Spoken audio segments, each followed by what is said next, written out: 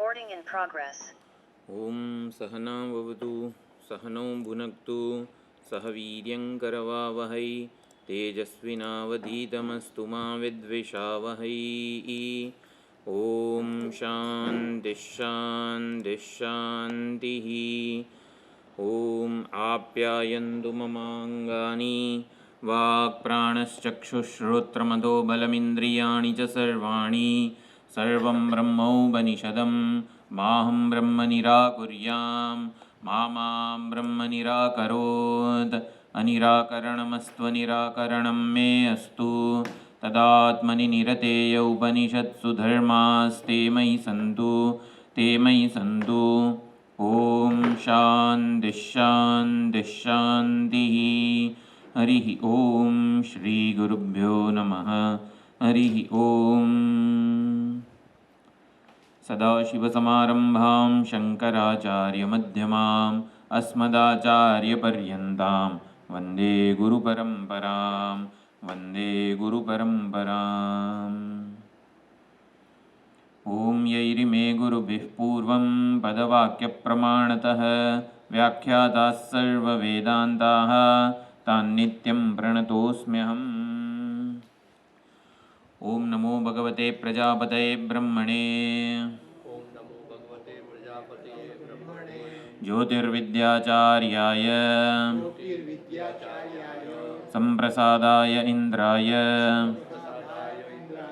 विनयवते आत्मान्विच्छवे तपस्विने शुद्धकल्मषाय क्षपितदोषाय एकशतम् उषितवते च।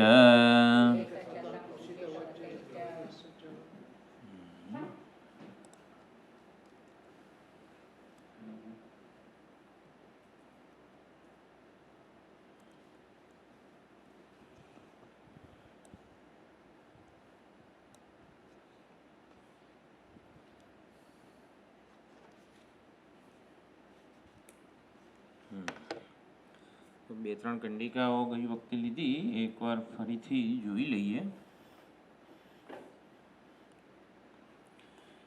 14મો ખંડ છે. આમ તો 14મો 13મા ખંડનો છેલ્લો મંત્ર છે એ પણ ઉપાસના, એટલે સગુણ બ્રહ્મ વિદ્યા જે છે એનો પાછો અહીંયા ઉપસંહાર થાય છે. 1 થી 6 અધ્યાય જે 1 થી 6 ખંડ એમાં દહર વિદ્યા સગુણ બ્રહ્મ વિદ્યાનું નિરૂપણ હતું.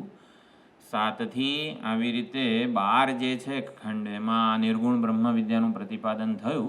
ફરીથી એ 12મા ખંડમાં આવી રીતે છેલ્લા બધા જે મંત્રો છે 12મો 13મો 14મો વગેરે મંત્ર, અરે આ 13મો ખંડ છે બરાબર. 13, 14 અને 15 એક કંડિકાઓ છે આ ખંડમાં. એ આવી રીતે ઉપાસના પરક છે. તો અંતકાળે આવી રીતે પોતાના ઈષ્ટ દેવતા એટલે હિરણ્યગર્ભ એટલે આપણા ઈષ્ટ દેવતા,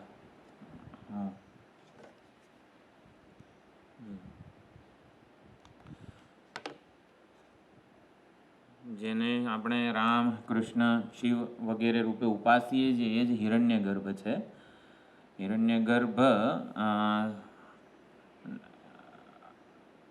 એટલે આપણા ઈષ્ટ દેવતાને આપણે જે જગતનું અભિન્ન નિમિત્ત ઉપાદાન કારણ માનીએ છીએ, એમના સંકલ્પપૂર્વકનું આ જગત છે. તો એવી જ રીતે હિરણ્યગર્ભના સંકલ્પ, હિરણ્યગર્ભ એ વૈદિક દેવતા છે, રામ કૃષ્ણ શિવ વગેરે પૌરાણિક દેવતાઓ છે. અહીંયા એવી પ્રાર્થના કરી છે, શ્યામાદ શબલમ પ્રપદ્યે શબલાત શ્યામમ પ્રપદ્યે. તો શ્યામ એટલે શ્યામ બ્રહ્મ અને શબલ બ્રહ્મ બે પ્રકારની અહીંયા વાત છે. તો શબલ બ્રહ્મ એટલે બ્રહ્મલોક, બ્રહ્મલોક કહો હિરણ્યગર્ભ કહો એને શબલ બ્રહ્મ કહેવામાં આવે છે. શબલ બ્રહ્મ સગુણ બ્રહ્મ, માયા ઉપાધિવાળું બ્રહ્મ, હિરણ્યગર્ભ એટલા એના અર્થ છે. અને શ્યામ બ્રહ્મ એટલે દહરવિદ, અત્યારે હૃદયમાં ઉપલબ્ધ બ્રહ્મ ચૈતન્ય, પેલું બ્રહ્મલોકમાં ઉપલબ્ધ બ્રહ્મ ચૈતન્ય જે સમષ્ટિ સૂક્ષ્મ શરીર અભિમાની છે. અને શ્યામ બ્રહ્મ એટલે અત્યારે વ્યષ્ટિ ઉપહિત, વ્યષ્ટિ હૃદય વ્યષ્ટિ ઉપાધિ ઉપહિત ચૈતન્ય. તો શ્યામાદ શફલમ પ્રપદ્યે એટલે અહીંયા લોટ લકારની પ્રાર્થના છે કે દહર બ્રહ્મથી હું બ્રહ્મલોકને પ્રાપ્ત થવું, બ્રહ્મલોકને હિરણ્યગર્ભને પ્રાપ્ત થવું. શબલાદ શ્યામમ પ્રપદ્યે, પ્રપદ્યનો અર્થ અહીં પ્રપન્નવાન. કેમ ભાઈ અહીંયા આ દહર બ્રહ્મથી બ્રહ્મલોકમાં જવું છે? તો કારણ કે એ બ્રહ્મલોકથી જ હું આવી રીતે આ એક પરિચ્છિન્ન વ્યષ્ટિ ઉપાધિનામાં પ્રવિષ્ટ થયો છું. પરમાત્માએ સંકલ્પપૂર્વક જગતનું સર્જન કર્યું, સંકલ્પપૂર્વક જ અહીંયા હૃદયમાં પ્રવેશ કરેલો છે. જે પરમાત્મા સર્વવ્યાપક છે, એ બ્રહ્મલોકમાં છે, એ બ્રહ્મલોકના પરમાત્માએ જ અહીંયા પ્રવેશ કરેલો છે. એટલે હું હકપૂર્વક કહી શકું છું કે હું હવે આ ઉપાસનાના બળે એ બ્રહ્મલોકને, એ હિરણ્ય ગર્ભને પ્રાપ્ત થવું. એ શ્યામાત છબલમ પ્રપદ્યે, દહર બ્રહ્મથી હું બ્રહ્મલોકમાં જે હિરણ્ય ગર્ભ છે એને પ્રાપ્ત થવું. કારણ કે હિરણ્ય ગર્ભનું જ એક રૂપ હું છું. હિરણ્ય ગર્ભથી જ આ વ્યષ્ટિ ઉપાધિમાં પ્રવિષ્ટ થયો છું. શબલાત શ્યામન પ્રપન્નવાન અસ્મિ. કારણ કે શબલથી જ આ શ્યામ બ્રહ્મને પ્રાપ્ત થયો છું. માટે શ્યામ એટલે શબલ બ્રહ્મ જ મારું મૂળ સ્વરૂપ છે. મારા ઈષ્ટ દેવતા એ જ મારું મૂળભૂત સ્વરૂપ છે. ઈષ્ટ દેવતા જ આ હું રૂપે અહીં હૃદયમાં અહંગ્ર ઉપાસના કેવી છે? જે મારા ઈષ્ટ દેવતા છે, આત્મા ત્વમ ગિરિજામતી સહચરાહ. તો શંકર ભગવાન ઈષ્ટ દેવતા હોય તો કઈ રીતે આપણે ઉપાસના કરીએ? શંકર ભગવાન જ આ હૃદયસ્થ ચૈતન્ય રૂપે વિરાજી રહ્યા છે. એ જ બધા કર્મ કરી રહ્યા છે, એ જ કર્મફળનો ભોગ કરી રહ્યા છે. જે કરતા ભોગતા ચૈતન્ય અહીં ઉપલબ્ધ છે એ વાસ્તવમાં શંકર ભગવાન છે. જે કરતા ભોગતા ચૈતન્ય અહીં શ્યામ બ્રહ્મ તરીકે ઉપલબ્ધ છે, એક ઉપાધિમાં સીમિત જણાય છે, એ હકીકતમાં શબલ બ્રહ્મ છે, મારા ઈષ્ટ દેવતા છે, હિરણ્ય ગર્ભ છે. એટલે શબલ બ્રહ્મથી જ આ અહીં હૃદયસ્થ ચૈતન્યને હું પ્રાપ્ત થયો છું. માટે મારા મૂળ સ્વભાવ એવા આ શબલ બ્રહ્મને હું પ્રાપ્ત થાઉં ઉપાસનાના બળે. આવી અહીંયા પ્રાર્થના કરેલી છે. એટલે દહરાકાશના બ્રહ્મથી હું બ્રહ્મલોકને પ્રાપ્ત થવું. કારણ કે બ્રહ્મલોકથી જ આ દહરમાં આવેલો છું, માટે એવી રીતે પ્રાપ્ત થવું. એમના મફતમાં ભાઈ પ્રાપ્ત થઈ જઈશ એવું હિરણ્યગર્ભ ઈષ્ટ દેવતા આપણને પૂછે કે કશું કર્યા વગર? ના ના ભાઈ, અશ્વૈવ રોમાણી વિધુય પાપમ. તો ઘોડો કે જેમ હણહણીને આમ આવી રીતે કેશવાળી ઉપરના વાળ વગેરે, અરે ધૂળના રજકણો વગેરેને ખંખેરી નાખે, એનાથી મુક્ત થઈ જાય, ઉડાડી દે, વિધુએ ઉડાડી દે. એવી રીતે હું આ મારા શ્યામ બ્રહ્મમાં, દહર બ્રહ્મમાં રહેલા પાપ કર્મોના સંસ્કારોને, વાસનાઓને, પાપ સંસ્કારો, પાપ વાસનાઓ જે કંઈ પણ છે એને વિધુએ, એને ઉડાડી દઉં, અને એમ કરીને ખંખેરી નાખું. કઈ એટલે શું કરવું? હા, આપણે અહીંયા વિધુએ જેમ ઘોડો તો હણહણે ને આમ કરે એટલે એની ધૂળ ઉડી જાય. વ્યષ્ટિ પાપ, બધા પાપ જે છે ને, પાપ સંસ્કારો, પાપ વાસનાઓ, એ વ્યષ્ટિ દેહાભિમાનને વળગેલા છે. હું આ શરીર છું એ ભાવને, એ ભ્રમને લીધે જ બધા પાપ ચોંટેલા છે આપણા અંતઃકરણમાં. એટલે વ્યષ્ટિ પાપથી છૂટવાનો, નિષ્પાપ બનવાનો બહુ ડાપણભર્યો ઉપાય હોય ને, જ્ઞાનથી તો બધે છૂટી શકાય, એ તો કર્તૃત્વ ભોક્તૃત્વ છે સમજ. પણ ઉપાસનાથી પણ નિષ્પાપ થવાય. કઈ રીતે? ઈષ્ટ દેવતા આ શ્યામ બ્રહ્મથી આપણે શબલ બ્રહ્મને, લોટામાં જે જળ હોય એમાં કંઈક કચરો પડે તો આપણે શું કરીએ? એને સમષ્ટિમાં ભેળવી દે, નદીમાં કે સમુદ્રમાં, એટલે શુદ્ધ થઈ જાય. પછી એમાં એને પાપ ના કહેવાય. સંકુચિતતા એ જ પાપ છે, સ્વાર્થ એ જ પાપ છે. સ્વાર્થ અને સંકુચિતતા વ્યષ્ટિ દેહાભિમાન રૂપી મળદાને લીધે ગંધાય છે. પાપ કેમ કીધા છે? પાપમાં કંઈ પાપ તો જે છે, પરંતુ એ વ્યષ્ટિ દેહાભિમાન છે ને એટલે ગંધાય છે. એટલે કે એનું એ ઘૃણાસ્પદ કહેવાય, કોઈ પણ પાપના સંસ્કાર વગેરે. તો વ્યષ્ટિ દેહાભિમાન છે એનાથી મુક્ત થવા માટે શું કરવું જોઈએ? અહંગ્રહ ઉપાસના. ઉપાસના વડે પણ વ્યષ્ટિ દેહાભિમાનથી આપણે આ જ જન્મમાં મુક્ત થઈ શકીએ છીએ. આપણા ઈષ્ટ દેવતા જે છે, અત્યારે પાપ વગેરે સંસ્કારો કેમ આટલા પ્રભાવશાળી છે? કારણ કે હું મને પોતાને એક આ જીવ વ્યષ્ટિ ઉપાધિ માનું છું, એટલે જ આ સ્વાર્થ, સંકુચિત ઈચ્છા, માગણી, જરૂરિયાતો વગેરે બધું છે. એટલે એ કરતા ભોગતા ચૈતન્ય હકીકતમાં શબલ બ્રહ્મ છે, હિરણ્યગર્ભ છે, મારા ઈષ્ટ દેવતા જ છે. કરતા ભોગતા જો શિવજી હોય, આપણા ઈષ્ટ દેવતા છે શંકર ભગવાન મારા ઈષ્ટ દેવતા હોય, તો આ શરીરમાં રહેલા કરતા ભોગતા ચૈતન્ય શિવજી છે. તો પછી જો શિવજી જ કરતા ભોગતા ચૈતન્ય હોય તો કોઈ પાપ થાય? શિવજીની સમદ્રષ્ટિ છે, બધામાં સમાન દ્રષ્ટિ છે. સમદ્રષ્ટિ હોવી એટલે સર્વનો એની જે જે ઉપાધિની મર્યાદા હોય કે વિશેષતા હોય એનો સ્વીકાર કરવો, સમાવેશ કરવો, ઓલ ઇન્ક્લુઝિવ, ઓલ એકોમોડેટિવ વગેરે કહેવાય સમદ્રષ્ટિ. તો શિવજી જ્ઞાન, વૈરાગ્ય, શિવજીના જે જે ગુણો છે, સ્વભાવ છે, એ બધો હુંમાં આવિર્ભાવ થાય શિવજીની અંગ્રહ ઉપાસનાથી. કૃષ્ણ ભગવાનની અહંગ્રહ ઉપાસના કરીએ, આપણા ઈષ્ટ દેવતા કૃષ્ણ ભગવાન હોય, તો ભાઈ પ્રેમ સિવાય કશું નથી. કેમ? સચ્ચિદાનંદ સ્વરૂપ છે ભગવાન. તો સચ્ચિદાનંદ સ્વરૂપ, આનંદ સ્વરૂપ છે. પ્રેમ ભગવાનનો સ્વભાવ છે. કરુણા, વાત્સલ્ય ભગવાનનો સ્વભાવ છે. તો આ રીતે સ્વાભાવિક ગુણો આપણા ઈષ્ટ દેવતામાં આપણામાં આવિર્ભાવ પામે. વ્યષ્ટિ દેહાભિમાનથી છૂટવા માટે જ આ ઉપાસનાઓનું વિધાન આપણી આ ઉપનિષદોમાં, વેદમાં કીધેલું છે. એટલે પૌરાણિક કાળમાં રામકૃષ્ણ વગેરે સાકાર ઉપાસનાઓ હતી. વૈદિક કાળમાં હિરણ્યગર્ભ જ એ ઈષ્ટ દેવતા સમષ્ટિ પ્રાણ. એટલે વ્યષ્ટિ દેહાભિમાન રૂપી પાપના હેતુથી છૂટવું હોય તો સમષ્ટિ જે છે હિરણ્યગર્ભ એની સાથે ઐક્ય સાધવું પડે ઉપાસના વડે.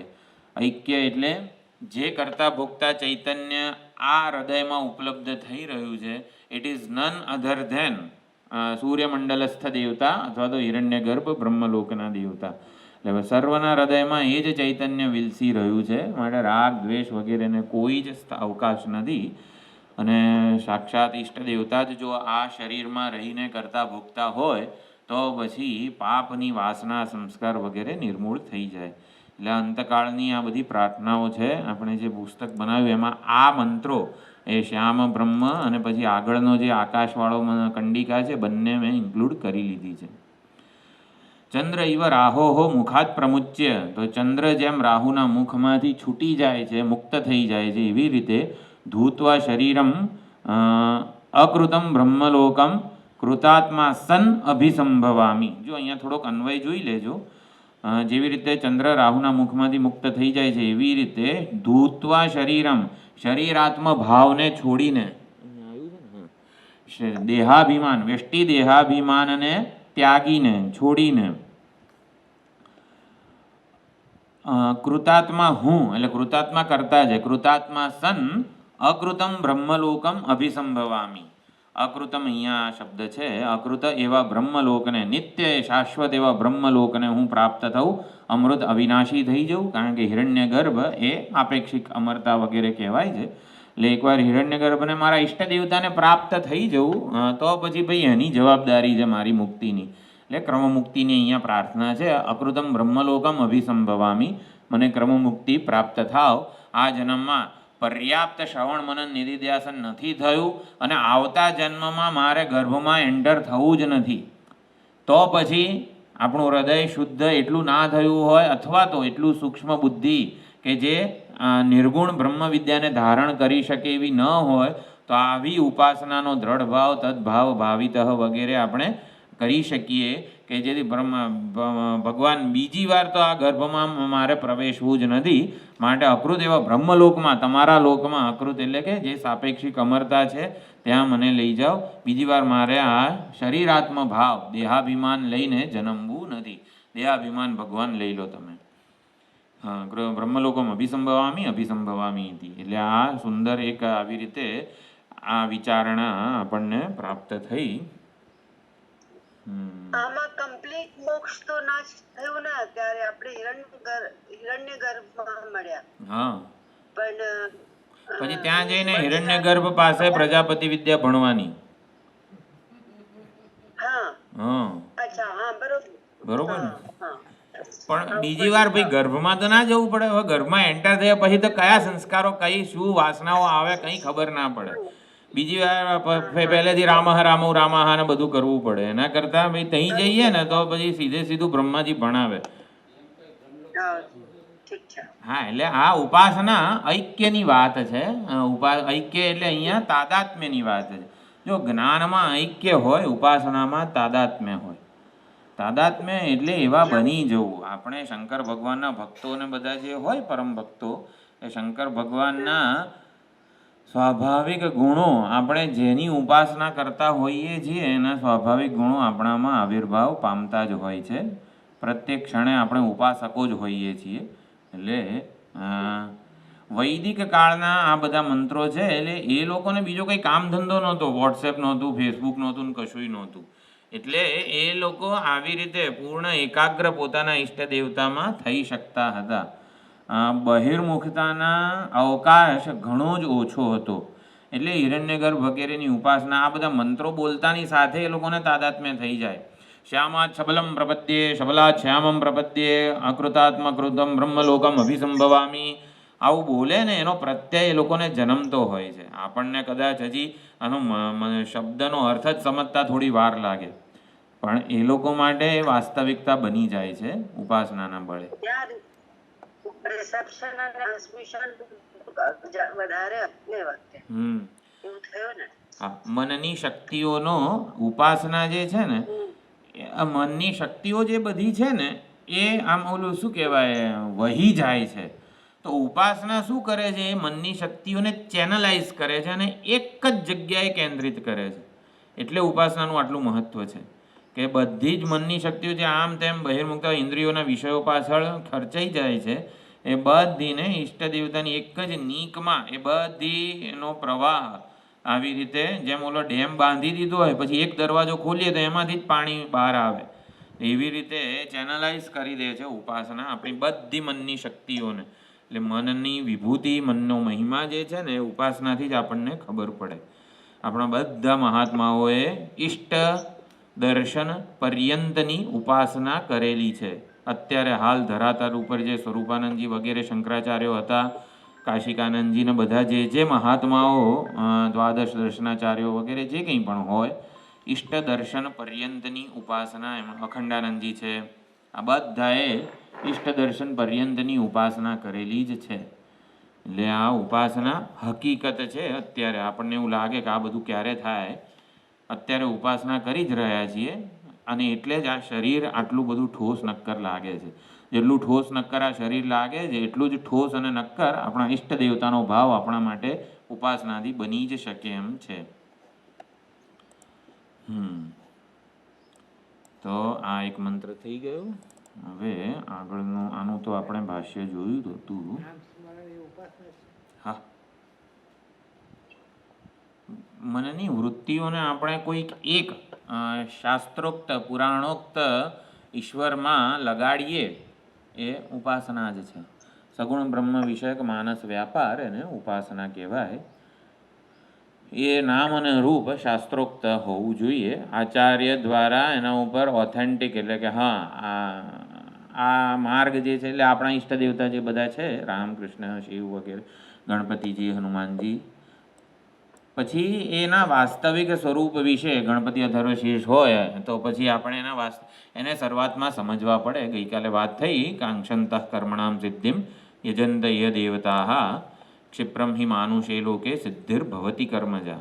અન્ય દેવતાનો અર્થ આપણે કરેલો છે. અન્ય દેવતા ભક્તિ એટલે કામનાની ભક્તિ. ગણપતિજી જે છે એક નામરૂપ છે, મુજ પ્રત્યેગાત્મ ચૈતન્યથી જુદું છે. ગણપતિજીને એક નામરૂપ માનીએ, હનુમાનજી કરતાં જુદું ને આમના કરતાં જુદું ને આવી રીતે, તો એ અન્ય દેવતા ભક્તિ થઈ કહેવાય. ગણપતિજીને જગતનું અભિન્ન નિમિત્ત ઉપાદાન કારણ માનીએ, સર્વાત્મા ભક્તિ, પરમાત્માની ભક્તિ થઈ કહેવાય. એટલે જે ઈષ્ટ દેવતાની આપણે ઉપાસના કરીએ એ વખતે ઈષ્ટ દેવતાનું વિશેની આપણી સમજ જે છે એ જગતનું અભિન્ન નિમિત્ત ઉપાદાન કારણ સમજવાનું, જગતના સંકલ્પપૂર્વક સર્જન પાલન લય કરી શકે એવું સમજવાનું. એટલે ગણપતિજી ખાલી વિઘ્નોને દૂર કરે ને વિદ્યા ને બીજું બધું કંઈ ના આપે એવું બધું નહીં સમજવાનું. હા, એટલે અન્ય દેવતા ભક્તિ 7મા અધ્યાયમાં બહુ સુંદર રીતે સમજેલા છીએ.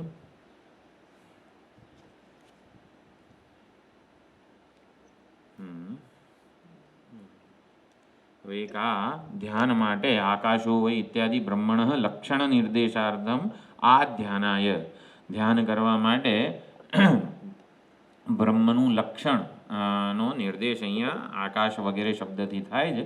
આકાશનો અર્થ આત્મા એવું અહીંયા ભાષ્યમાં આવશે. તો એનો આપણે એકવાર અર્થ જોઈ લઈએ. આકાશો વૈ નામ નામરૂપયો નિર્વહિતા. નિર્વહિતા વ્યાકર્તા નિર્વોઢા એવો અર્થ કર્યો ભાષ્યકારે. બધા જ નામ રૂપનો એટલે અહીંયા આકાશનો અર્થ આત્મા છે, અસ્થિભાતિ પ્રિય, જે નામ અને રૂપનું અધિષ્ઠાન છે, નામ અને રૂપને સત્તા સ્ફૂર્તિ પ્રદાન કરે છે. એટલે નામ રૂપનું નિર્વહન કરનાર, નામ રૂપ જેને લીધે ઠોસ નક્કર સત્ય જેવા જણાય છે એ આકાશ છે. આપણે આકાશ એટલે નામ અને રૂપનું રહસ્ય, રહસ્ય એવો અર્થ આપણે સમજવાનો. રહસ્ય એટલે જેના લીધે એ આવું જણાય છે. દોરી એ સાપનું રહસ્ય છે, માટી એ ઘડાનું રહસ્ય છે, કે જેને લીધે ઘટ નામ અને રૂપ આટલું ઠોસ નક્કર પ્રયોજનવાળું જણાય છે. તો એવી જ રીતે આકાશ એ નામ અને રૂપનું રહસ્ય છે, એટલે કે એ એનું અંતિમ સ્વરૂપ છે. નામ અને રૂપ આકાશમાં, આકાશ એટલે આત્મા, અસ્થિભાતિ પ્રિય, એમાં જઈને ચરિતાર્થ થાય છે.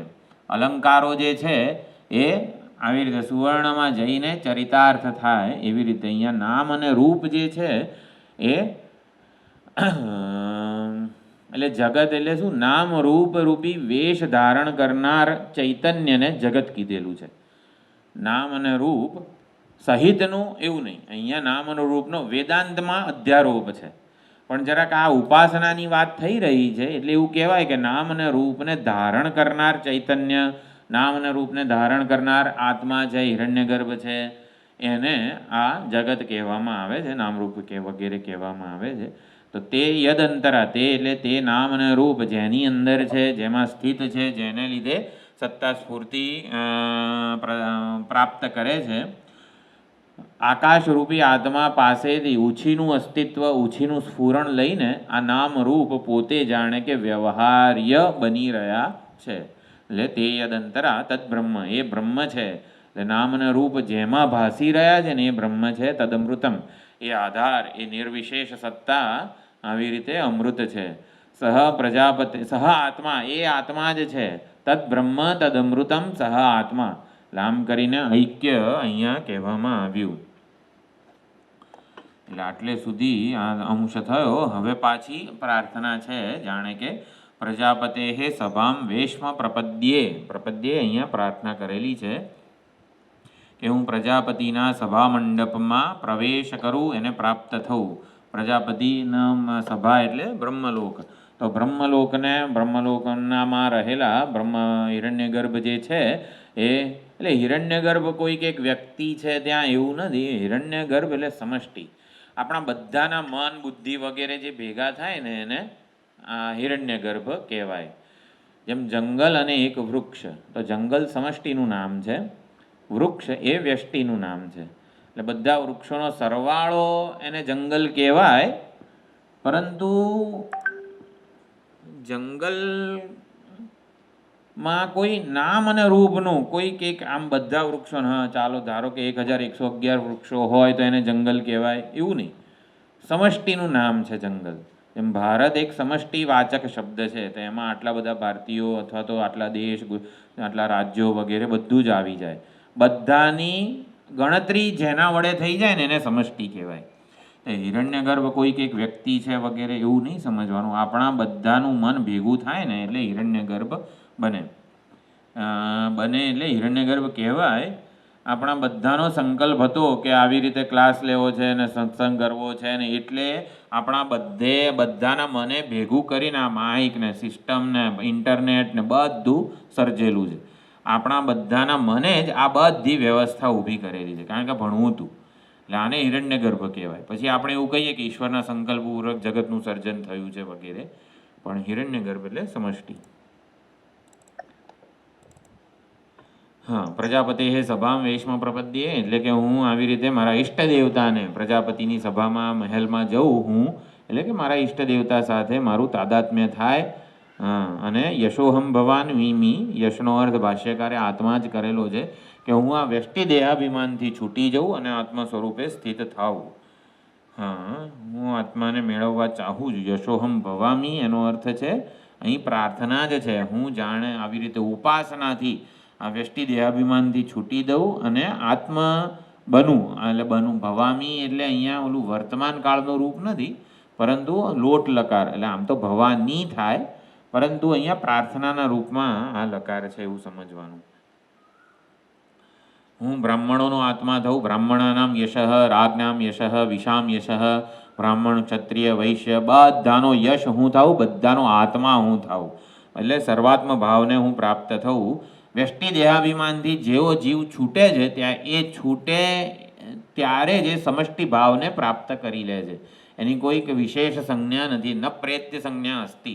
મૈત્રેય બ્રાહ્મણમાં જેમ કીધું એમ વ્યષ્ટિ દેહાભિમાનથી જેમ ત્યારે છૂટીએ ત્યારે ઈશ્વર સાથે આપણો અભેદ થઈ જાય છે સુષુપ્તિમાં. એમ પ્રાજ્ઞ છે એને ઈશ્વર સાથે યશોંતર્યામી એવું જ માંડુક્યમાં કીધેલું છે. પ્રાજ્ઞનું વર્ણન છે પૂરેપૂરું આ ઈશ્વરને જ લાગુ પડે છે. તો એ પ્રમાણે જેવું વ્યષ્ટિ દેહાભિમાન છૂટે એ ઈશ્વરથી જુદો રહેતો નથી. આપણે એવું સમજ્યા છીએ ઈશ્વર સાથે એક થઈ જાય છે ને ઈશ્વરમાં ભળી જાય છે ને, આવું બધું નહીં. ભળેલા જ છીએ આપણે, હિરણ્ય ગર્ભથી જુદા છીએ જ નહીં. હિરણ્ય ગર્ભમાં જ છીએ, હિરણ્ય ગર્ભના સંકલ્પ રૂપે જ આપણે બધા છીએ. તો જેવું આ શરીરનું અભિમાન છૂટે એ હિરણ્ય ગર્ભ સાથેની કલ્પિત જુદાઈ એ આપણા ઈષ્ટ દેવતા સાથેની આપણી કલ્પિત જુદાઈ રહેતી નથી, કલ્પિત ભ્રમ રહેતો નથી. તો આ પ્રમાણે યશનો અર્થ આત્મા કર્યો. બધાનો હું આત્મા થઉં કે જેને લીધે બ્રાહ્મણો પઠન પાઠન યજન યાજન વગેરે દ્વારા યશને પ્રાપ્ત કરે છે. બ્રાહ્મણોમાં આત્મા કે ચૈતન્ય ના હોય તો થોડા એમને કંઈ યશ પ્રાપ્ત થવાનું છે. એટલે બ્રાહ્મણોનું યશ થવું એટલે કે બ્રાહ્મણોનું આત્મા થવું, ચૈતન્ય થવું. એ પ્રમાણે એક જ ચૈતન્ય બધામાં વિલસી રહ્યું છે એવું તાદાત્મ્ય હું સિદ્ધ કરું. યશોહમ અનુપ્રાપત્સી એટલે કે યશને હું પ્રાપ્ત થવું, આત્મ સ્વરૂપે બનીને રહું. સહ અહમ યશશામ યશ. આ બધા લૌકિક યશોનો હું પારમાર્થિક આ મનસો મનોહ વગેરે જે કહેવાય બધા યશ જેને લીધે યશ તરીકે કહેવાય છે એ યશ હું થાઉં. એ પ્રમાણે થવું બરાબર. પછી આ શ્વેતમ અદત્કમ, અદત્કમ શ્વેતમ, માના ગર્ભનું આવી રીતે નિરૂપણ છે. અને પિચ્છલ એટલે કે દાંત વગરનું અને લાલ રંગવાળું એવો અર્થ થાય છે. અદત્કમ એટલે દાંત વગરનું અને શ્વેતમ એટલે કે લાલ રોહિત રંગનું. તો એવી રીતે અહીંયા વર્ણન કર્યું કે એને હું પ્રાપ્ત ન થવું. લિંદુમાં ભીગામ, લિંદુમાં ભીગામ એટલે કે માના ગર્ભવાસને હું ફરીથી એમાં વાસ ન કરું. એટલે કે બીજી વાર આ દેહાભિમાન લઈને હું જન્મું નહીં. ભગવાન તમારી જોડે તમારા લોકમાં લઈ જાઓ વગેરે છે ને, કૈલાસ લોકે મહીયતે વગેરે. તો મારા ઈષ્ટદેવનો જે લોક હોય ને એને હું પ્રાપ્ત થઉં. બીજી વાર આ મર્ત્ય લોકમાં દેહાભિમાની થઈને જન્મવું નથી મારે. તો આ પોતાના ઈષ્ટદેવતાની ઉપાસના જીવન પર્યંત કરેલી હોય છે એટલે આ એવી પ્રાર્થના કરી શકે છે કે ભગવાન ધ્યાન રાખજો, મારે બીજી વાર જ આવી રીતે દેહાભિમાની થઈને જન્મવું નથી. તો આનું ભાષ્ય લગભગ આપણે જોઈ લીધું છે.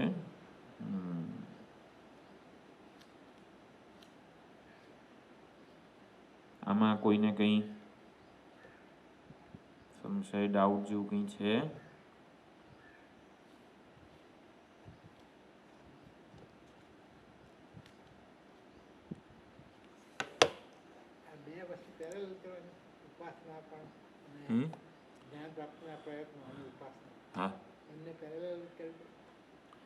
વિચાર જ્યારે કરતા હોઈએ ને આપણે, એટલે આપણી બૌદ્ધિક વ્યક્તિત્વ, લાગણીશીલ વ્યક્તિત્વ બંનેનું ઉર્ધ્વીકરણ કરવાનું છે. એટલે જ્યારે વેદાંત વિચાર કરતા હોઈએ ત્યારે કોઈ ગતિ વગેરે એને આપણે સમર્થન ન આપીએ. કારણ કે ચૈતન્ય જે છે એટલે વિચાર કાળે આપણે સાધક વગેરે છીએ અને વ્યવહાર કાળે વ્યવહાર કઈ રીતે થાય, વ્યવહારથી નિવૃત્ત હોઈએ. ઉપાસનાનું પણ જીવનમાં પ્રાધાન્ય છે. ઈષ્ટદેવતાનો અનુગ્રહ હોય, આ શરીરરૂપી ઉપાધિ વગેરેનો આપણે આદર કરીએ એટલે એ શરીર પ્રારબ્ધ લઈને આવેલું છે. એટલે પ્રારબ્ધમાં એટલે આપણા જ્ઞાની મહાત્માઓની જીવન મુક્તિ વગેરેનું નિરૂપણ થતું હોય તો એ લોકો આ ભક્તિ ઈષ્ટદેવતાની વગેરે શેના માટે કરતા હોય છે? આટલી પૂજા વગેરે જે કંઈ પણ. તો એના બધા કારણો કીધા છે કે જીવન મુક્તિનું વિલક્ષણ સુખ આ ઉપાસનાઓ વગેરે દ્વારા પણ અભિવ્યક્ત થતું રહેતું હોય છે. એટલે અને પછી પ્રારબ્ધગત જે કંઈ પણ પાપ પુણ્ય વગેરે ભોગવવાના હોય એ આ ઉપાસનાથી દૂર રહે છે. એટલે આવું બધું ઘણું કીધેલું છે શાસ્ત્રોમાં. એટલે આપણે શું કરવાનું, વેદાંત વિચાર માટે સમર્પિત હોઈએ ત્યારે પછી ચૈતન્ય સ્વરૂપે જ આપણે વિચાર કરવો જોઈએ. અને લાગણીશીલ વ્યક્તિત્વ, કારણ કે આ દેહરૂપી ઉપાધિ વ્યવહાર એના વડે થઈ રહ્યો છે એટલે એનો પણ આદર કરવાનો. દેહ, ઇન્દ્રિય, મન, બુદ્ધિ, પાપ પુણ્ય, વાસનાઓ, સંસ્કારો બધું જ આ લઈને અત્યારે ફરી રહ્યું છે. આ આખું પોટલું, તે પોટલું હખણું ચાલે, ગમે તેમ આમ તેમ ના વિચાર કરે. જેને કહેવાય ને સ્વભાવ વિજય કીધેલો છે યમુનાષ્ટકમાં. મુકુંદમાં રતિ થાય. આ જે યમુનાષ્ટકનો નિત્ય પાઠ કરે છે, જે યમુનાષ્ટકનો છેલ્લો શ્લોક છે વલ્લભાચાર્યજીનો, ક્યાં ગયા નથી, સુરસુતે યદા ભવતી વૈ મુકુંદે રતિહિ સ્વભાવ વિજયો ભવેત વગેરે કીધેલું છે. એટલે મુકુંદમાં રતિ જન્મે અને સ્વભાવ વિજય થાય, આ પ્રમાણે કંઈક 5 સ્ટેપ કીધા છે. યમુનાષ્ટકનો છેલ્લો શ્લોક છે. તો એ પ્રમાણે એ વસ્તુ હકીકતમાં થવી જોઈએ. આ પોટલું આપણું હખણું ચાલે એટલા માટે. એટલે આપણા જે કંઈ વાસનાઓ વગેરે પાપ કર્મના સંસ્કારો વગેરે જે કંઈ પણ હોય, ઈષ્ટ દેવતાની કૃપાથી આપણા મન બુદ્ધિ વગેરે બધું સમર્પિત રહી શકે આપણા ઈષ્ટ દેવતામાં. એટલે એવી પણ ભાવના અગત્યની જે છે, જીવનનો એક ભાગ છે. એ આપોઆપ થતું હોય છે. એટલે જ દ્વૈતમ બોધાય પ્રાપ્તે બોધે મનીષયા ભક્ત્યર્થમ કલ્પિતમ દ્વૈતમ અદ્વૈતાદપી સુંદરમ. જ્યારે તો આપણો સિદ્ધાંત સ્પષ્ટ હોય ને ત્યારે આપણે આ દ્વૈતને, ઈશ્વર ઉપાસક અને ઉપાસ્ય, વ્યષ્ટિ અને સમષ્ટિ વગેરે જે દ્વૈત અત્યારે આપણને લાગે છે ને, એને માણી શકીએ છીએ જ્યારે સિદ્ધાંત સ્પષ્ટ હોય ત્યારે. ભક્ત્યર્થમ કલ્પિતમ દ્વૈતમ અદ્વૈતાદપી સુંદરમ. બહુ પ્રસિદ્ધ શ્લોક છે મહાત્માઓમાં. ભાગવતનો છે કે નહીં ખબર નહીં મને, પણ આ શુકદેવજી વગેરે પણ અવધૂત હતા, જ્ઞાનનિષ્ઠ હતા, નિર્ગુણ પરાયણ હતા, દેહાદિનું ભાન નહોતું એમને, છતાં પણ અહો બકીયમ સ્તનકાલકૂટમ વગેરે જે 2 શ્લોક ભાગવતના સાંભળ્યા અને એમને વળી ક્યાંથી મુકુંદમાં રતિ થઈ ગઈ. મધુસૂદન સરસ્વતીજી જ્ઞાનનિષ્ઠ હતા, પણ શ્રી કૃષ્ણ શરણમ મમ વગેરે મંત્રથી આખા ભક્તિ રસાયણ ભક્તિના ઉત્તમ ગ્રંથોની એમણે રચના કરી છે. સિદ્ધાંત સ્પષ્ટ હોય ને ત્યારે દ્વૈતને, આપણા ઈષ્ટ દેવતા વગેરે જે છે ને, એને આપણે બહુ જ માણી શકીએ છીએ. એટલે આ 7મા અધ્યાયમાં રામાનુજાચાર્ય, મધ્વાચાર્ય વગેરે બધાની જે આપણી ટીકાનો આધાર લીધેલો છે, એ ખરેખર બહુ સુંદર આપણને લાગે. પણ આપણે કીધું ભક્ત્યર્થમ કલ્પિતમ દ્વૈતમ. આ તો ભક્તિ કે પ્રેમ વગેરે લાગણીઓની માટે જ દ્વૈતની કલ્પના થઈ છે. અદ્વૈતાદપી સુંદરમ, સૈદ્ધાંતિક અદ્વિતીયતા કરતાં પણ એ સુંદર છે, આવું મહાત્માઓ કહે છે. એટલે સિદ્ધાંત પહેલાં આપણે પર્યાપ્ત અધ્યયન દ્વારા સિદ્ધાંત સ્પષ્ટ કરી લેવાનો કે અદ્વિતીયતા જ ખરેખર સત્ય છે. એટલે એ સિદ્ધાંત હોય આપણા વધારે ક્લિયર, જેમ જેમ આ ગ્રંથોના બધા અધ્યયનથી, ઉપનિષદોના તાત્પર્ય શ્રવણ વગેરેથી, તો પછી આપણે ઉપાસના વગેરે જે છે એને પણ પૂરતો ન્યાય આપણે આપી શકીએ છીએ. બીજું કંઈ આમાં આ બધી છેલ્લી આમ આપણે કહીએ છીએ અંતકાળની પ્રાર્થના, પણ કશું એવું અંતકાળ વગેરે જેવું નથી. આમ સુંદર પ્રાર્થનાઓ છે. જેમ ઈશાવાસ્યના છેલ્લા 4 મંત્રો છે એ પણ સુંદર વિચાર ભાથું આપે છે આપણને. એવી રીતે આપણને આવી રીતે ઈષ્ટ દેવતાની મહાન અનુગ્રહની અમુક વખતે ઘણી આવશ્યકતા હોય છે. જ્યારે આપણું મન વિચલિત થયેલું હોય કોઈક પ્રારબ્ધગત સંજોગો કે ઘટનાઓથી, તો ત્યારે આ બધી પ્રાર્થનાઓ બહુ જ મહત્વની છે. તો હવે આનું પણ ભાષ્ય ગઈ વખતે બાકી રહી ગયું હતું, એકવાર જોઈ લઈએ.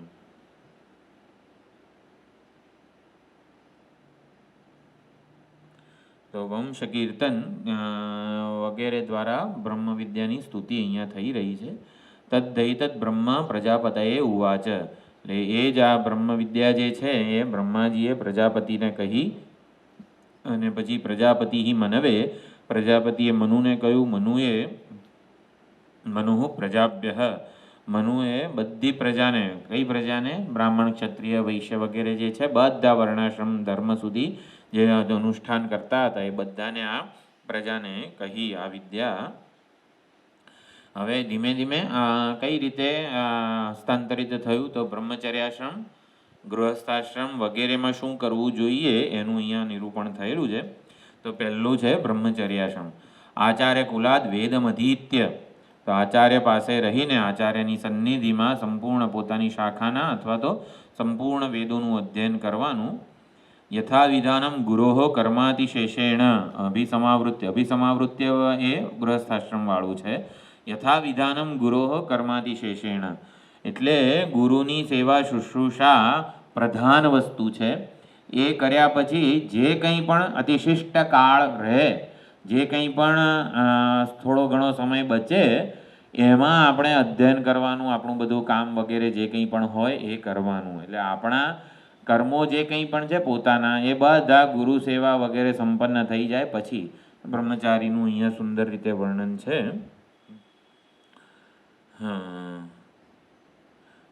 બાકી રહેલા વખતમાં બીજા બધા વેદો પણ ભણી લેવાના. એટલે આપણે ગુરુજી મારા પેલું પુરુષ સૂક્તમ વગેરે બધું કંઠસ્થ કરવું છે એટલે થોડો ટાઈમ જોઈએ છે એવું બધું ના હોય એમ. ગુરુ સેવા શુશ્રૂષા કરતા આ બધું કર્માતિશેષણ અતિશિષ્ટ જે કંઈ કાળ હોય એમાં સંપૂર્ણ વેદોનું અધ્યયન કરી લેવાનું હોય. પછી શું છે? સમાવૃત્ય એટલે કે બધું સંપન્ન થઈ જાય પછી આવી રીતે ગૃહસ્થાશ્રમમાં પ્રવેશ કરવાનો. પોતાના કુટુંબમાં રહેવું અને પવિત્ર ઠેકાણે રહેલી વિદ્યાનો અભ્યાસ ચાલુ રાખવો, સ્વાધ્યાય કરતા રહેવું. શુચૌ દેશે સ્વાધ્યાયમ અધીયાન, પછી અભિસમાવૃત્તિ એટલે સમાવર્તન વગેરે સંપન્ન થઈ જાય. ગુરુજી કહે તમે વિવાહ કરી શકો છો. એટલે ગુરુજી આજ્ઞા આપે કે આપણે બધું બરોબર ભણ્યા છીએ કે નહીં, તો એ સમાવર્તન વિધિ વગેરે જે તૈત્તિરીય ઉપનિષદમાં સુંદર રીતે વર્ણન છે. તો વેદ મનુચ્યાચાર્યોન દેવાસીન મનુશાસ્તી વગેરે જે અનુવાક છે એ આખો આ સમાવર્તનનો છે. આવું કરવું જોઈએ. ડૂઝ એન્ડ ડોન્ટ્સ વગેરે આચાર્ય એ વખતે ઉપદેશે છે. કુટુંબનો ગૃહસ્થાશ્રમનો સ્વીકાર કરવાનો. ગૃહસ્થાશ્રમમાં પછી આવી રીતે રખડી નહીં ખાવાનું, ભોગો નહીં ભોગવવાનો. શુચૌ દેશે સ્વાધ્યાયમ અધીયાન, ભાઈ જે વેદો ભણ્યા છીએ ને આવી રીતે થોડો સમય પવિત્ર આવી રીતે શિબિરો ભરવાની, શિબિરોમાં જઈને જે કંઈ ભણ્યા હોઈએ એ બધું આવી રીતે એને ફરીથી પાછું અધીયાન ફરીથી ભણવાનું. અને પછી ધાર્મિકાન વિદધત, અને સંતાનો જે છે એ કેવા ધાર્મિકાન એટલે કે પોતાના ધર્મના કુળ પરંપરા વગેરે બધા આ અને બૃહદારણ્યમાં સંપ્રત્તિ કર્મ કહેવામાં આવેલું છે. હવે જે વૈદિક કર્મ હું કરતો આવ્યો છું ને એનો પ્રતિનિધિ હે તું બાળક, એટલે કે મારો પુત્ર તું છે. એટલે એ પ્રમાણે પોતાનું બધું જે છે ધન જ આપવું વારસામાં એવું નથી. પોતાના કર્મો, પોતાના સંસ્કારો, પોતાના ધર્મો જે કરતા આવ્યા છીએ, રોજ સવારે સ્નાન વગેરે કરીને આપણે તુલસીને પાણી પાતા હોઈએ, બધું કરતા હોઈએ, તો બધા આ ધાર્મિકાન વિદધત એટલે ધાર્મિકાન સંતાન એટલે સંતાનોનું વિશેષણ છે. ધાર્મિક જે વેદ વિદ્યાને આવી રીતે સાચવી શકે ને એવા સંતાનોની ઉત્પત્તિ કરો. ઇન ધ સેન્સ કે એ સંસ્કારો તમે એનું વહન કરી શકે ને એવા સંતાનોનું ધારણ કરો. એટલે એવી ઈચ્છાથી સંતાન ઉત્પત્તિ કરો. એ પ્રમાણે પોતાના પુત્રોને તથા શિષ્યોને ધાર્મિક બનાવવા જોઈએ. પછી હવે આવે છે વાનપ્રસ્થાશ્રમ વિદધત. આત્મની સર્વેન્દ્રિયાણી સંપ્રતિષ્ઠાપ્ય એટલે વાનપ્રસ્થાશ્રમ. પછી વાનપ્રસ્થાશ્રમમાં બધી કર્તવ્યો વગેરે જે છે એ આવી રીતે એનું છોડીને જવાબદારીઓનો ભાર સંપ્રતિ કર્મ પુત્ર વગેરેને આપીને હવે આત્મની પોતાના હૃદયમાં જ સર્વેન્દ્રિયાણી સંપ્રતિષ્ઠાપ્ય, જાણે કે આ સંન્યાસનું વિધાન છે. એટલે વાનપ્રસ્થાશ્રમમાં અંતર્મુખતાનું વિધાન છે. સર્વેન્દ્રિયાણી બધી ઇન્દ્રિય પ્રવૃત્તિઓને આત્મની પોતાનામાં જ આવી રીતે એની પ્રતિષ્ઠા કરવી. બહુ બહિર્મુખ નહીં રહેવાનું, ઇન્દ્રિયોને સ્થિર કરવાની. અને હા શું છે, પ્રતિષ્ઠાપ્ય અહિંસન સર્વભૂતાની, એટલે શાસ્ત્રોએ જેમાં આવી રીતે, આમ તો અહિંસા મુખ્ય અર્થમાં હોય વાનપ્રસ્થ અને સંન્યાસ માટે, પરંતુ ભિક્ષા વગેરેમાં પણ જે થોડી ઘણી ગૃહસ્થોને 5 મહાયજ્ઞો વગેરે જે કીધા છે એને લીધે હિંસાની એક મિનિટ તો પતી ગયું છે.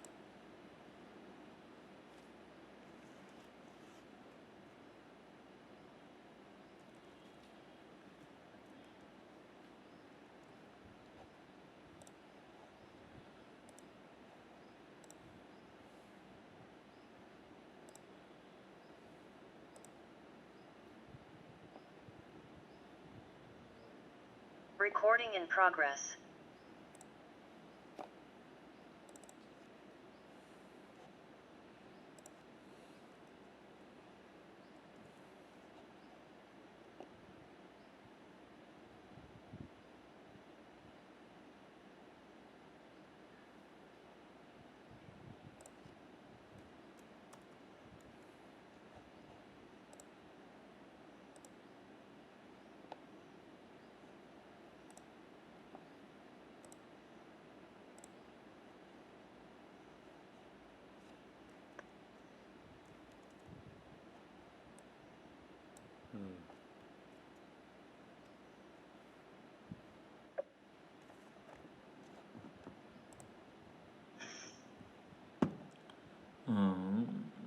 ક્યાં હતા આપણે? અહિંસન સર્વભૂતાની, ગૃહસ્થોને આવી રીતે 5 યજ્ઞો વગેરેમાં હિંસાની છૂટ આપવામાં આવેલી છે. એવી રીતે વાનપ્રસ્થને પણ ઓછામાં ઓછું જેટલી હિંસા થાય એ પ્રમાણે, એટલે જ આત્મની સર્વેન્દ્રિયાણી સંપ્રતિષ્ઠાપ્ય કીધું.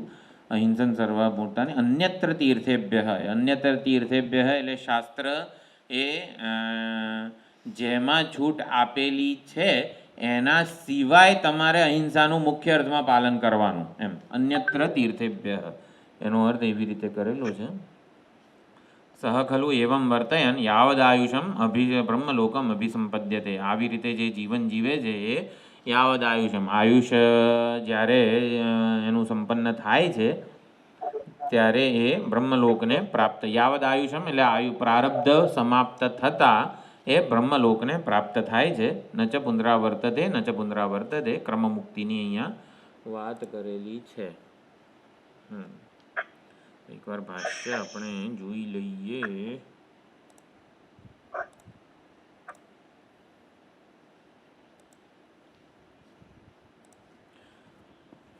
અભિનવ નારાયણ નંદેન્દ્ર સરસ્વતી,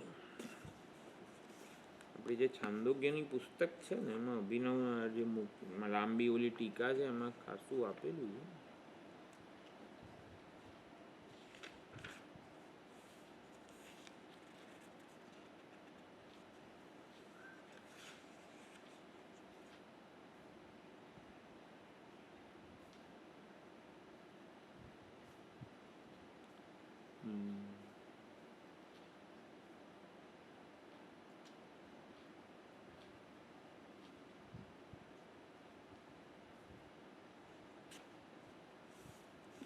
તદ્દૈતદ પ્રજાપતય ઉવાચ.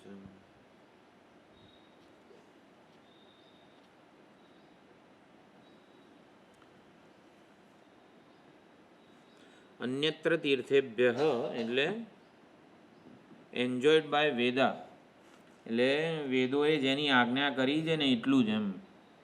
બાકી ત્યાં સુધી તમે આપણે મેડિટેશન વગેરે જે છે એ એનું જ વાનપ્રસ્થ માટે વિધાન થયેલું છે.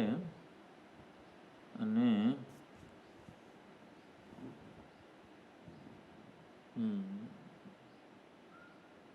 ગુરોહો આપણે બ્રહ્મચારી વિશે કીધેલું છે. યથા વિધાન ગુરુ શુશ્રૂષયા ગુરોહો કર્માતિશેષણ દસ્ય પુનઃ, એટલે ગુરુ સેવા કર્યા પછી જેટલો સમય બચે એમાં જ ભણવાનું, એટલે ગુરુ સેવાનું જ પ્રાધાન્ય છે. અતિશેષેણ કર્માતિશેષણ એ જે શબ્દ છે, અતિશિષ્ટ કાલ, એટલે અતિશિષ્ટેન કાલે ને એવી રીતે રૂપ થવું જોઈએ એવું કહે છે.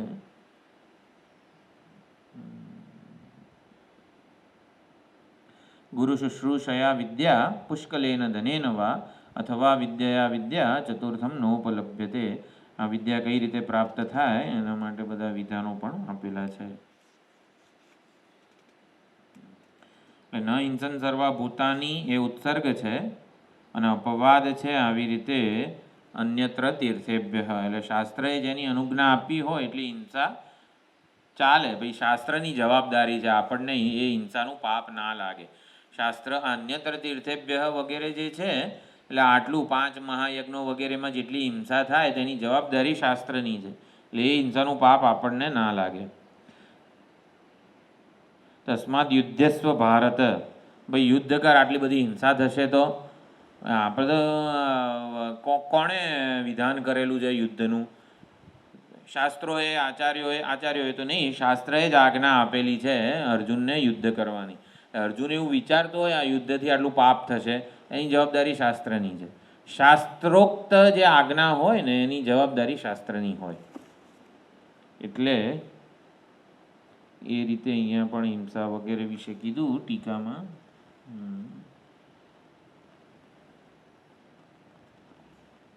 બીજું એટલે સગુણ છાંદોગ્યના 8મા અધ્યાયમાં સગુણ વિષયામ બ્રહ્મ વિદ્યામ દહર વિદ્યામ આરભ્ય મધ્યે નિર્ગુણ પરામ પ્રજાપતિ વિદ્યામ. એટલે 1 થી 6 ખંડ સગુણ બ્રહ્મ એટલે કે દહર વિદ્યા, અને પછીના આ પ્રજાપતિ વિદ્યાનો ઉપદેશ થયો અને પછી અંતે પાછો સગુણ વિદ્યા વડે ઉપસંહાર થાય છે. તો મધ્યમાં નિર્ગુણ વિદ્યા કેમ કીધી? તો અહીંયા આચાર્યો કહે છે સગુણ વિદ્યાની સ્તુતિ માટે. એટલે સગુણ નિર્ગુણ વગેરે જે કહેવાય છે એકચ્યુઅલી મહિમા તો જે છે ને એ સગુણનો જ છે. નિર્ગુણનો મહિમા તે તો સ્વરૂપ જ છે. એટલે એમાં કંઈ જેટલી વિભૂતિઓ જે છે એનો અવધિ આ સગુણ બ્રહ્મ છે. જેટલી પણ વિભૂતિ, સત્યકામ સત્ય સંકલ્પથી માંડીને જેટલી પણ વિભૂતિ છે, સુંદરતા, મધુરતા, સૌહાર્દ, વાત્સલ્ય, બધા ગુણોનો અવધિ એટલે સગુણ બ્રહ્મ, આપણા ઈષ્ટ દેવતા હિરણ્યગર્ભ. બધા ગુણોનો અવધિ, બધા ગુણો મેક્સિમમ એટલે એનું નિરતિશયપણું ક્યાં છે? તો સગુણ બ્રહ્મમાં છે. એટલે એ રીતે એનો મહિમા વધારે છે. એટલા માટે પાછું આ સગુણ બ્રહ્મની અહીંયા વાત કરવામાં આવે છે વિદ્યાની. બીજું અહીંયા થોડું ભાષ્યમાં જોઈ લઈશું તો ચાલશે. 5 મહાયજ્ઞો તમે જે કયા એની અંદર કઈ રીતે હિંસા થતી? એનું તો બ્રહ્મયજ્ઞ, દેવયજ્ઞ, પિતૃયજ્ઞ એ બધું જ હોય ને. જે કંઈ પણ દ્રવ્ય વગેરે જે લેતા હોઈએ આપણે, કોઈ પણ કર્મ કરીએ એટલે હિંસા થાય જ. અત્યારે આપણે આ સ્વાધ્યાય કરીએ છીએ તો હિંસા થાય જ છે. પરંતુ ભાઈ શાસ્ત્રએ કીધેલું છે સ્વાધ્યાયો ધ્યેતવ્ય, ભાઈ રોજ સ્વાધ્યાય વગેરે કરવું જોઈએ, શાસ્ત્ર વિદ્યા વગેરે. આપણે આ બોલીએ છીએ એ હિંસા જ છે. શાંતિ જે સમષ્ટિમાં પ્રવર્તમાન છે એનું હનન જ કરીએ છીએ માઇકમાં બોલીને. પણ એટલે શાસ્ત્રોએ જેની અનુજ્ઞા આપેલી છે એને પાપ કે હિંસા નથી કહેવામાં આવતું. એટલે કોને હિંસા કહેવી એ બધામાં જૈમિની વગેરે જે ધર્મ સૂત્રો વગેરે જે છે ને એ નિર્ણાયક હોય છે. એટલે અથવા તો ધર્મ જિજ્ઞાસા ત્યાં કહેવામાં આવેલું. ધર્મશાસ્ત્રમાં આ બધા આચાર્યો પ્રમાણ છે, મનુસ્મૃતિ વગેરે. અને બ્રહ્મ જિજ્ઞાસા વગેરેમાં આપણું બ્રહ્મસૂત્ર વગેરે વેદાંત પ્રમાણ છે. એટલે શંકરાચાર્યો જે છે એને ધર્માચાર્યો કહેવાય છે. અત્યારે જે ચારેય શંકરાચાર્યો જે છે એટલે આપણને ધર્મ વિષયક કોઈક આવી રીતે સંશય વગેરે હોય તો એ ધર્માચાર્યો કહેવાય. ધર્મનું સંસ્થાપન, ધર્મનું સ્વરૂપનું પ્રાગટ્ય આ શંકરાચાર્યો અત્યારે જે છે ને એ કરે છે. એવું છે. હવે આપણે ભાષ્ય જોઈએ. બરોબર.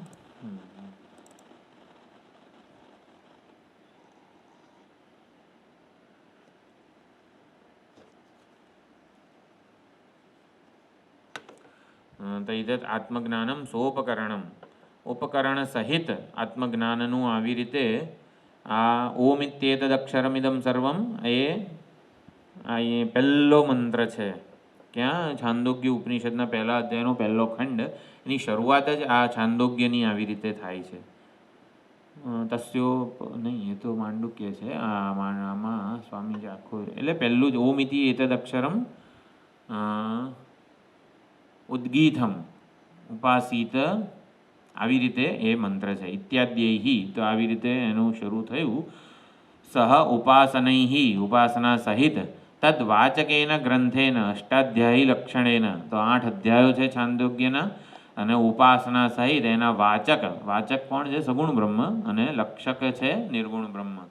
તો અષ્ટાધ્યાયી લક્ષણેન સહ, એટલે બધી 8 અધ્યાયમાં જેટલી પણ ઉપાસના વગેરે વિદ્યા કહેવામાં આવી એ બ્રહ્મા હિરણ્યગર્ભ પરમેશ્વર, તો બ્રહ્માજી હિરણ્યગર્ભ પરમેશ્વરે પ્રજાપતયે કશ્યપાય ઉવાચ, તો એ પ્રજાપતિએ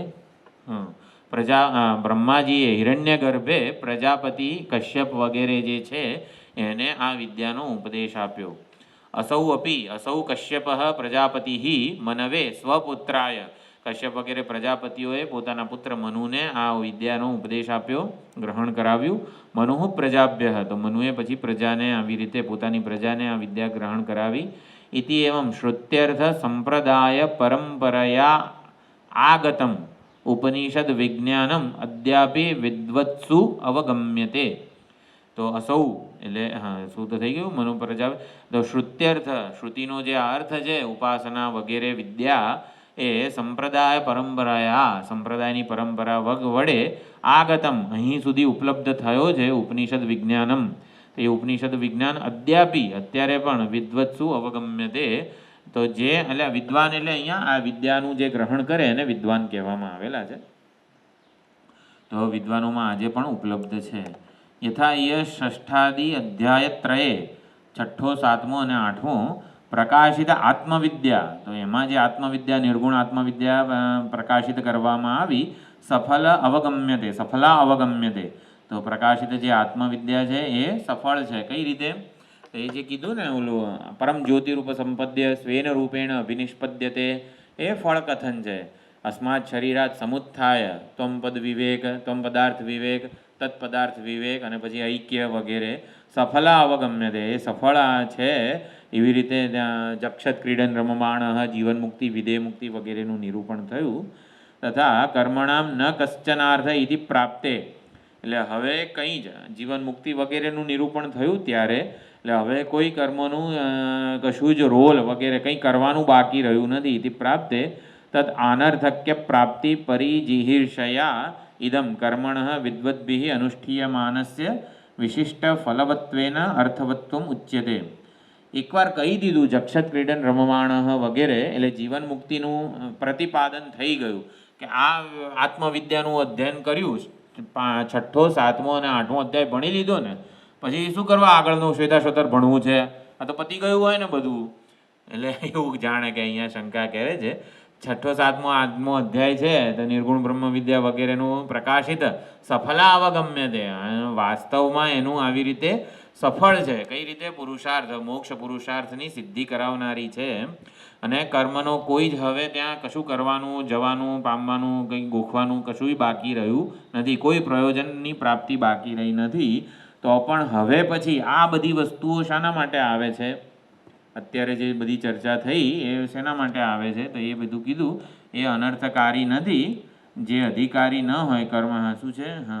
અનર્થક્ય પ્રાપ્તિ પરિજીહિર્ષયા, તો એ હવે પછીનો સેક્શન કંઈ અનર્થ એટલે કે નિરર્થક છે એ અર્થનું જીહિર્ષા એટલે કે દૂર કરવા માટે કર્મણ વિદ્વદ્ભિઃ અનુષ્ઠીયમાનસ્ય, વિદ્વાનો એટલે અહીંયા ઉપાસકોની વાત છે. તો ઉપાસકો દ્વારા જે આ આવી રીતે અનુષ્ઠિત, જેને કહેવાય ને કે એ ફળ પર્યંતની આપણે આ પ્રાપ્ત ન થઈ શકી હોય, કંઈક ઉપાધિના કંઈક પ્રતિબંધો વગેરે હોય, સમજવામાં વગેરે એમાં વિચાર ન થઈ શકે વગેરે કંઈક હોય, તો પછી ઉપાસના વડે એ બીજી વાર જન્મે નહીં ગર્ભલોકમાં, પણ પોતાના ઉપાસ્ય દેવતા સાથે એ આવી રીતે ઉપાસના દ્વારા એ અહીં તાદાત્મ્ય સિદ્ધ કરે. એટલે વિદ્વદ્ભિઃ અનુષ્ઠીયમાનસ્ય વિશિષ્ટ ફલવત્વેન અર્થવત્વમ ઉચ્યતે. તો વિદ્વદ્ભિઃ વિદ્વાનો ઉપાસકો વડે જેનું અનુષ્ઠાન કરવા યોગ્ય છે અને એને આ વિક્રમ મુક્તિ રૂપી વિશિષ્ટ ફળ મળે એ હેતુથી હવે આગળ કહેવામાં આવે છે. આચાર્ય કુલાદ વેદમધીત્ય તો આ જે બ્રહ્મચારીનું વર્ણન હતું જે કંડિકામાં, આચાર્ય કુળ એટલે કે ગુરુજીની પાસે જઈને વેદોનું અધ્યયન કરવાનું, સહ અર્થતઃ, ખાલી બધું ગોખી કાઢવાનું એવું નહીં, એના અર્થ સહિતનું અધ્યયન કરીને યથાવિધાનમ યથા સ્મૃતિયુક્તૈ નિયમૈ યુક્ત સન, જેવી રીતે કીધેલું છે ભાઈ સંયમ વગેરે બ્રહ્મચર્ય વગેરે જે નિયમો કીધા છે, પૂનમે આવું કરવું, અમાસે આવું કરવું, આ બધા નિયમોથી યુક્ત થઈને આ બધા કર્મો વગેરે જે છે સંધ્યાવંદનથી માંડીને બધું એ કર્યું હોય, સર્વસ્યાપી વિધેહે સ્મૃતિયુક્તસ્ય ઉપકર્વાણકમ પ્રતિ, ઉપકર્વાણ બ્રહ્મચારી અને નૈષ્ઠિક બ્રહ્મચારી, આવા બે જે માતા આવી રીતે 12 વર્ષ સુધી ત્યાં ગુરુકુળમાં રહે, સેવા કરે, એને ઉપકુર્વાણ બ્રહ્મચારી કહેવાય. નૈષ્ઠિક બ્રહ્મચારી એટલે ફરીથી એ વિવાહ વગેરે સંસારમાં પાછો જવાનો નથી, એને નૈષ્ઠિક બ્રહ્મચર્ય દીક્ષા કહેવામાં આવે છે.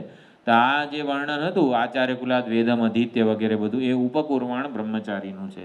એ સર્વસ્યાપી વિદેહે સ્મૃતિયુક્તસ્ય ઉપકુર્વાણકમ પ્રતિ, એનું જ કર્તવ્ય છે. કર્તવ્યત્વે ગુરુ શુશ્રૂષાયાહ પ્રાધાન્ય પ્રદર્શનાર્થમ આહ.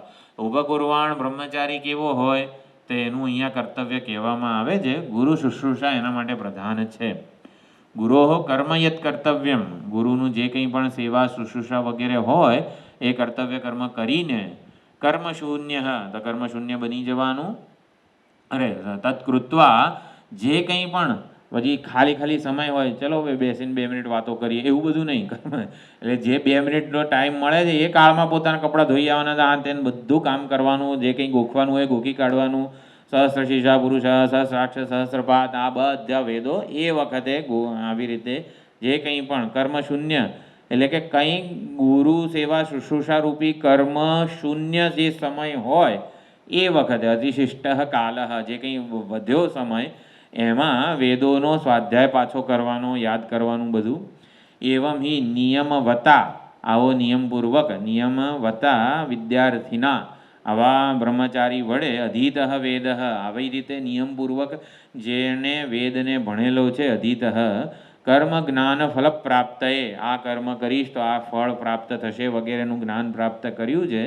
પ્રાપ્તએ ભવતી ન અન્યથા, એ વિદ્યાર્થી આવી રીતે નિયમપૂર્વક અધ્યયન કર્યું હોય તો વૈદિક કર્મોનું એને ફળ પ્રાપ્તિમાં અધિકાર મળે, એને જ ફળ પ્રાપ્તિ થાય. અધિકારનો અર્થ ક્યાં કર્યો આપણે? તો કડીમાં કર્યો હતો. અધિકાર શબ્દનો અર્થ છે ફળની પ્રાપ્તિ થવી, ફળ સાથે સંબંધિત થવું. એટલે કોઈ પણ કર્મમાં હું અધિકારી છું કે નહીં કઈ રીતે ખબર પડે? તો એનું ફળ જન્મ છે, કર્મ કરીશ તો. ભાઈ રોટલી બનાવવામાં મારો અધિકાર છે કે નહીં? એટલે હું કરી શકું, રોટલી આટલી વેલણ લઈને લોયો બનાવું, લોટ બનાવું, બધું કરું, પણ પછી રોટલી બને કે બીજું બને એ કંઈ ખબર નથી એમ. એટલે એને અધિકાર કહેવાય. એટલે આટલી વેલણ અડવાના જ નહીં એવો એને અધિકાર નથી કીધો. અધિકાર એટલે શું? ભાઈ બનશે, જે બને એને રોટલી કહી શકાય ખરી, કહેવાવા યોગ્ય છે, એને અધિકાર કહેવાય. એટલે વૈદિક કર્મોમાં અધિકાર કોનો છે? આવું આવે ને ત્યારે એટલે ત્રૈવર્ણિકનો છે, એટલે બ્રાહ્મણ, ક્ષત્રિય, વૈશ્યનો, શૂદ્રનો અધિકાર નથી, સ્ત્રી વગેરેનો અધિકાર નથી વૈદિક કર્મોમાં. એટલે શું નહીં કરવાના એ લોકોએ?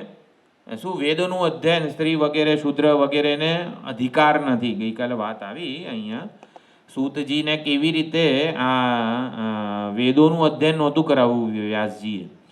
સૂત એ બ્રાહ્મણ અને ક્ષત્રિયથી અયોની જ ઉત્પન્ન હતા. સૂત એટલે સૂત જાતિની ત્યાં વાત નથી, પરંતુ સૂત એ નામ છે, રોમહર્ષણના પુત્ર. તો એટલે ત્યાં એમનો અધિકાર નથી વેદોનું, ઋગ્વેદ વગેરેનું અધ્યયન કરવાનું, એવું નહીં, એમને એનું ફળ ના મળે. એટલે વૈદિક કર્મો જો સૂતજી કરે તો એમને ફળ ના મળે એમ, એવી રીતનો અર્થ છે. યોગ્ય જે પ્રિસ્ક્રાઇબ્ડ ફળ હોય ને એ ના મળે. જેમ કે હું રોટલી વણવા બેસું તો તમારા જેવી ના બને મારાથી, એટલે મારો અધિકાર નથી એવું કહેવાય. તો સૌથી પહેલાં અધિકારિત્વ અર્જિત કરવું પડે. રામાહરામાઉ ગોખવા પડે, સંસ્કૃત પાણીની વ્યાકરણ, લઘુ કૌમુદી બધું ભણવું પડે. પછી આપણે આવી રીતે સંસ્કૃતની વગેરે કોઈ ગ્રંથો કે ટીકાઓ વગેરે જે છે એને ભણી શકીએ. તો અધિકારિત્વની પ્રાપ્તિ પહેલાં કરવી પડે, યોગ્યતાની પ્રાપ્તિ પહેલાં કરવી પડે. તો બ્રહ્મચારીએ સૌથી પહેલાં એ યોગ્યતા પ્રાપ્ત કરવાની, તો વૈદિક કર્મોના ફળમાં એનો સંબંધ થાય. અને પછી કહે છે અભિસમાવૃત્ય, અભિસમાવૃત્ય એટલે જિજ્ઞાસા જે છે ધર્મ જિજ્ઞાસામ સમાપયિત્વા, તો ધર્મ જિજ્ઞાસા જે છે ધર્મ વિષય કે કયા કર્મો કરીશ તો મને આલોક અને પરલોકના સુખ મળશે વગેરે, સમૃદ્ધિ સગવડતા વધુ મળશે, મારો અભ્યુદય થશે, એને ધર્મ જિજ્ઞાસા કહેવાય. તો અભિસમાવૃત્ય ધર્મ જિજ્ઞાસામ સમાપયિત્વા ગુરુકુલાત નિવૃત્ય, પછી ગુરુજી પાસેથી આજ્ઞા લઈને ન્યાયતઃ દારાન આહૃત્ય. દારા શબ્દ છે ને પુલ્લિંગ છે, દારા એટલે પત્ની, પણ દારા શબ્દ પોતે પુલ્લિંગ છે. એટલે દારાન રામાન દ્વિતીય વિભક્તિ, અને દારા શબ્દ પાછું છે ને આઈ થિંક ઓલું બહુવચન છે. એટલે દારાન એટલે ઘણી બધી પત્નીઓ ભેગા એવું નહીં, દારાન એટલે એક જ પત્ની, એવું છે પાછો અર્થ કંઈક, મને બહુ યાદ નથી રહ્યું, પણ દારા શબ્દ પુલ્લિંગ છે એટલે દારાન થયું. ન્યાયતઃ દારાન આહૃત્ય, ન્યાયપૂર્વક, આમાં આવું નથી, અભિસમાવૃત્ય અહીંયા ન્યાય ગુરુકુલાત નિવૃત્ય, અહીંયા ન્યાયતઃ દારાન આહૃત્ય એટલે પત્ની વગેરે લગ્ન વિવાહ સંપન્ન થઈને કુટુંબે સ્થિત્વા, તો કુટુંબમાં સ્થિત રહીને ગાર્હસ્થ્યે વિહિતે કર્મણી તિષ્ઠન, તો ગૃહસ્થ ધર્મ જે છે એમાં આવી રીતે રહીને તત્રાપી ગાર્હસ્થ્ય વિહિતાનામ કર્મણામ, ભાઈ પોતાના કર્મો જ કરવા એવું નહીં, કર્મો તો કરવાના, જે કર્તવ્યો જવાબદારીઓ એ કરવાની. સ્વાધ્યાયસ્ય પ્રાધાન્ય પ્રદર્શનાર્થમ ઇદમ ઉચ્યતે, પછી જે ભણ્યા હતા 22-24 વર્ષ એ બધું જય શ્રી કૃષ્ણ એવું નહીં કરવાનું. એટલે થોડો સમય કાઢીને શિબિરોમાં જવાનું. શુચૌ વિવિક્તે અમેધ્યાદિ રહિતે, એટલે કે આવા પવિત્ર આશ્રમો વગેરેમાં જઈને યથાવત આસીનઃ સ્વાધ્યાય અધીયાનઃ, તો ત્યાં જઈને પાછું આવી રીતે સ્વાધ્યાય વગેરે આ બધું કરવાનું. નૈત્યકમ અધિકમ ચ, નિત્ય નૈમિત્તિકે કરવાના, અને અધિકમ કંઈક વિશેષ આવે તો એ પણ યથાશક્તિ રોગાદિ અભ્યાસમ ચ કુર્વન, એટલે પછી આવી રીતે ખાલી ભોગો ભોગવવા એ કંઈ ગૃહસ્થ જીવન નથી, આવી રીતે પોતાનું અધ્યયન વગેરે ચાલુ કરવા રાખવાનું. ધાર્મિકાન પુત્રાન શિષ્યાંશ્ચ ધર્મયુક્તાન વિદધત, તો ધાર્મિક પુત્રો અને શિષ્યોને આવી રીતે ધારણ કરવાના. ધાર્મિકત્વેન તાન નિયમયન, ધાર્મિકત્વેન ધર્મ એટલે એના ધર્મમાં સંસ્કાર આપવાના, નિયમન કરવાનું. હાથ ધોયા વગર ખાવા બેસી જાય એવું બધું ના ચાલે, એટલે એ પ્રમાણે બધું જ કહેવાનું. ધાક ધમકી આપવી પડે તો આપવાની. આત્મની, જો પહેલાંના જમાનામાં એવું હતું ને કે આવી રીતે પૂજા વગેરે શું છે, આ 15મો અધ્યાય ના બોલે તો ખાવાનું જ ના મળે ને આવું બધું, એટલે એ બધું આપણે એવી રીતે એનું નિયમન કરવાનું એવું કીધું. પછી સ્વહૃદયે વાનપ્રસ્થ, સ્વહૃદયે હાર્દે બ્રહ્મણી સર્વેન્દ્રિયાણી સંપ્રતિષ્ઠાપ્ય ઉપસમૃત્ય, દહરાકાશમાં એટલે કે અંતઃકરણમાં સર્વ ઇન્દ્રિયોને ઉપસમૃત કરવાની. ઇન્દ્રિય ગ્રહણ ઉપસમૃત્ય ઇન્દ્રિય ગ્રહણાત કર્માણી ચ સંન્યસ્ય, તો ઇન્દ્રિયોનું આવી રીતે ઉપસંહાર કરવાનો એટલે કર્મોનો ત્યાગ કરવાનો, જવાબદારીઓનો ત્યાગ કરવાનો. અહિંસન, આ સંન્યાસ આશ્રમનું ઓલું છે. અહિંસન હિંસામ પરપીડામ અકુર્વન, સર્વભૂતાની સર્વ સ્થાવર જંગમ બધા ભૂતોને કોઈ પીડા પહોંચે નહીં. ભિક્ષા નિમિત્ત અટનાદિના અપી પરપીડા સ્યાત, તો ભિક્ષાટન ઉપદેશ વગેરે બધામાં કંઈક તો થોડીક પરપીડા થશે જ. અન્યત્ર તીર્થેભ્ય, એના માટે જવાબ કીધું. તીર્થમ નામ શાસ્ત્ર અનુજ્ઞા વિષય, અન્યત્ર તીર્થેભ્ય પંચમી વિભક્તિ છે. તીર્થ કરતા જુદું, એટલે તીર્થ કરતા એને અન્યત્ર એવું કીધું છે. તીર્થ એટલે શું? શાસ્ત્રએ જેની અનુજ્ઞા આપી હોય એવા વિષય સિવાયના, અન્યત્ર. સર્વાશ્રમીણામ છે એતત સમાનમ, તો બધા આશ્રમો માટે એ સમાન છે. શાસ્ત્રએ અનુજ્ઞા આપી હોય એમાં પછી હિંસા થાય તો ચાલે, એ પ્રમાણે તીર્થેભ્ય અન્યત્ર અહિંસન એવ ઇતિ અન્ય વર્ણયંતી, તો એ પ્રમાણે કેટલાક વર્ણન કરે છે. કુટુંબે એવ એતત સર્વમ કુર્વન સહ ખલુ અધિકૃત યાવદ આયુષમ, એટલે જ્યારે અહીંયા ઘરે રહેતા હોય ત્યારે જ આ પ્રમાણેનું જીવન જીવ્યું હોય એ જ અધિકૃત યાવદ આયુષમ, આયુષ્યની સમાપ્તિ થાય યાવત જીવમ, જે જીવન પર્યંત આવી રીતે જીવેલા હોય યથોક્તેન પ્રકારેણ વર્તયન બ્રહ્મલોકમ અભિસંપદ્યતે દેહાંતે, તો દેહ છોડે ત્યારે બ્રહ્મલોકને પોતાના ઈષ્ટદેવને જે પોતાના ઉપાસ્યને એ પ્રાપ્ત કરે છે. અને નસ પુનરાવર્તતે શરીર ગ્રહણાય, બીજી વાર આ માના ગર્ભમાં પ્રવેશ કરતો નથી. પુનરાવૃત્તે પ્રાપ્તાયાહ પ્રતિષેધાત. પ્રાપ્ત પુનરાવૃત્તિનો આવી રીતે ઉપાસનાના બળે પ્રતિષેધ થયો છે. અર્ચિરાદિના માર્ગેણ કાર્યબ્રહ્મ એટલે હિરણ્યગર્ભ કાર્યબ્રહ્મલોકમ અભિસંપદ્ય યાવત બ્રહ્મલોકમ સ્થિતિ તાવત તત્રૈવ તિષ્ઠતિ. જ્યાં સુધી બ્રહ્મલોકની સ્થિતિ રહે ત્યાં સુધી એ રહે. પ્રાક્તત ન આવર્ત એની પહેલા એ પાછો આવતો નથી અમર્ત્યલોકમાં. ધીર અભ્યાસ ઉપનિષદ વિદ્યા પરિસમાપ્ત્યર્થ. આ પ્રમાણે ન સ પુનરાવર્તતે ન ચ પુનરાવર્તતે આ બે પ્રકાર કીધું એ આવી રીતે એનો ઉપનિષદ વિદ્યાનો ઉપસંહાર છે. એક આ અભિનવ નારાયણ નંદેન્દ્ર સરસ્વતી જે ટીકા છે ને એમાં ઉપસંહારના બહુ સુંદર શ્લોકો છે, તો આવતી વખતે જોઈ લઈશું. એ પોતાના સંપ્રદાયને નમન કરે છે. જેમ કોઈ પણ વિદ્યાનો ઉપસંહાર થતો હોય તો કેવું આપણે આચાર્યની પૂજા વગેરે કરીએ, તો એવા શ્લોકો છે થોડા, એ આપણે આવતી વખતે જોઈ લઈશું. ઓમ પૂર્ણમદ પૂર્ણમિદં પૂર્ણાત પૂર્ણમુદચ્યતે પૂર્ણસ્ય પૂર્ણમાદાય પૂર્ણમેવાવશિષ્યતે. ઓમ શાંતિ શાંતિ શાંતિ. હરિ ઓમ શ્રી ગુરુભ્યો નમઃ. હરિ ઓમ. રવિવાર મળવાનું થશે ને?